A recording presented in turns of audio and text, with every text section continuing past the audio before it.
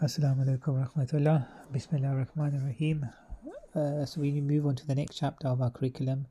Now we're on the fourth ism property out of the four. So if you remember, there's four types, four properties of an ism, which is gender, number, status, and type. Now we're on the last one, which is type, al-qasamu. So words can either be common, which is called nakara, or they can be proper, which is ma'rifa. So when we speak about common ones first, so by default, Arabic words are common, which includes general isms and words that common things do not refer to anything specific. So example, a car. So it's not referring to a specific car. Or a house. It's not referring to a specific house. Whereas proper words are specific isms or words and they refer to a specific thing. Examples, the car, the house, because you're talking about something specific. Or Ali, which is a specific person. Or Yusuf, which is a specific person. So there's seven categories of proper isms. Anything outside these categories is considered common.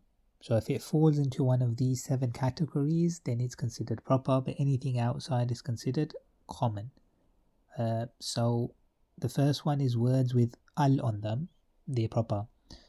The second is specific names, so names of people or places are considered proper. Pronouns, so he, she, you, I, are considered proper.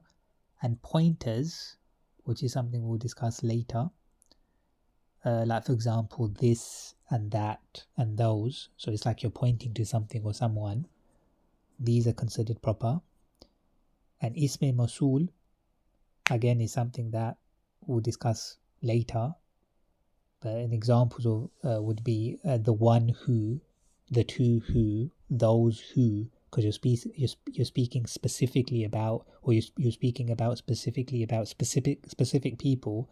Therefore, the ism masul is proper, and the one being called is again proper because you're calling someone specific.